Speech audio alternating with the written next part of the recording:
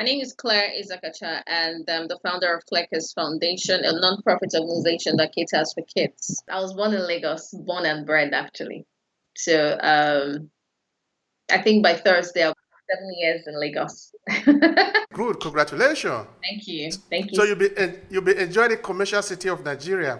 It's really hustling and bustling here. Sometimes I just feel, oh, can't I just, go to Abuja and stay and rest or something? I mean, it's all fine. I grew up here, so it makes me. That's cool. That's cool. That's cool. So how is Lagos today to start with? Beautiful weather. It's not rainy. That's Yeah, it's good. not cloudy either. So we have beautiful weather. Today is Monday, start of the new week, and everyone is fine. Fully charged. Yes, indeed. Yes. Okay. So you grew up in Lagos. Tell me, what do you see around you in your childhood? Give us some, get us jealous a little bit. Ah, okay. So I grew up in a very beautiful place called Williamsley out in Lagos. It's in Akonjo. Um, for a long time, I was the only child, so I enjoyed my parents. I did. So it was fun. My school was close to where we lived, so it was just a walking distance from home to school. Or there, I still had people who would come pick me up, take me to school, and all of that. But it was really fun. It was fun because I mean, I think I had everything I wanted or I needed as a child. As much as I didn't come out to play so much with my mates, but it was fun. It was really fun. I learned a lot of stuff from my parents. And when I'm upstairs at the balcony, I see my friends or my mates playing downstairs and I laugh with them from upstairs, you know. So I didn't do so much of, the kids playing when I was little. But I mean, it was fine. So I had the opportunity when I was in school. So during breaks, although I was really scared of almost everything, I didn't want to play so much so I don't get hurt. I did not want to, get myself injured. I didn't want pain. So I was so scared of certain kind of activities in school. I didn't use the, what's it called? Those merry-go-round and all of that. There's certain things I didn't play with. But then I still had fun. That's good. That's good. So, was it your choice? Was it your own making that you didn't want to play with the children around you, or is it part of the urban setting in Nigeria? Because now we're trying to understand also ourselves. Okay, so I think it's an individual parenting skill my mom had and my dad. So, they would rather I'm upstairs, but once in a while I would go downstairs, but at a particular time I'm meant to come upstairs. So maybe they were also scared of injury or they were also scared of, relating with other people and not sure, their backgrounds and all of that. So I don't get to pick up bad habits.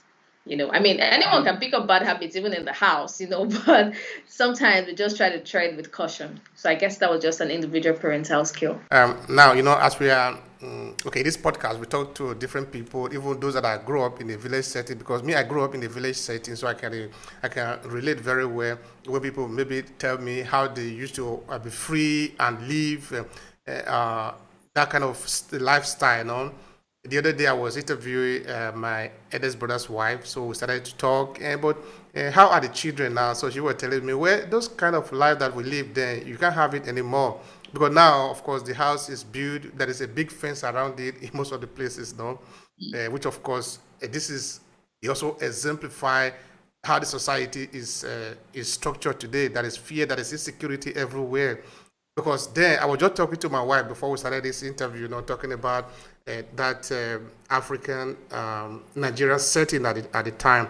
Yeah. That the way houses were built was this house built, then there is a space between the house and the other house, then at the other house again. And in this connection, there is no boundary. Sure. It's an open space. Sure. So which means the children now from house A can play into the house B, and everybody is just having fun together. But that we have lost it now, at least in most of the cases.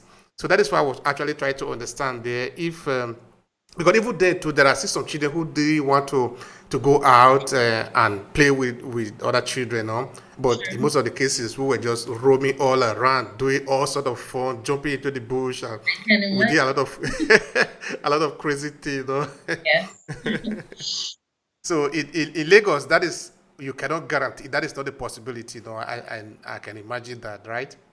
No, I think there's a possibility of, having such, communication with one another. There are houses, there are places where there are no boundaries, like you say. So it's an open place where people just move, you can get into the compound, and then there are compounds that are really large, so you have so many people living in there. So you meet maybe almost 20 kids there, and then you have to play, you know. That's it. You have to play.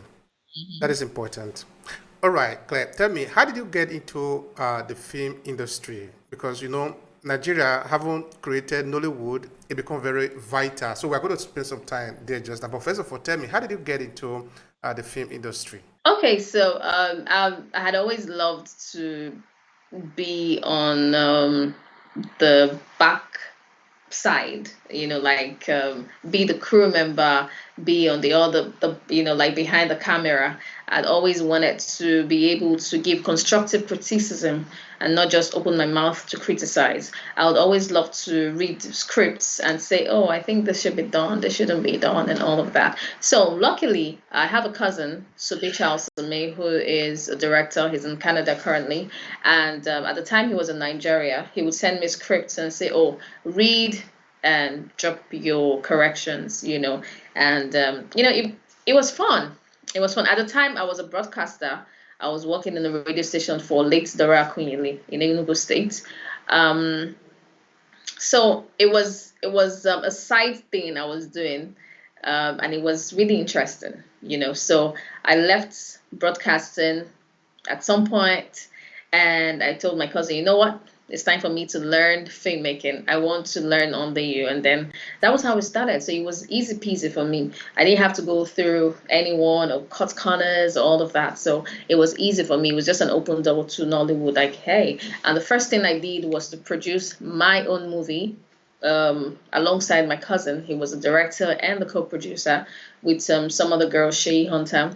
So it was really fun. I mean, knowing the fact that the first movie I did went to cinemas. The title is Gone Grey, and it was my first. It was my first baby in Nollywood, and it was an interesting one. It was really interesting. That's lovely. All right, so how do you feel being there in this glamorous space, we might call it, no? Okay, the Hollywood style of Nigeria, no? But this is our own. This is the Nigerian style of storytelling. How do you feel being part of that mechanism? It's amazing, because there are a lot of people in the industry who are doing super, super dope things. Gone are the days where you have few people who, you know these people as writers, you know these people as directors, these people, they're just few people you can pick, but now there are quite a number of them. And then for creatives, it's challenging.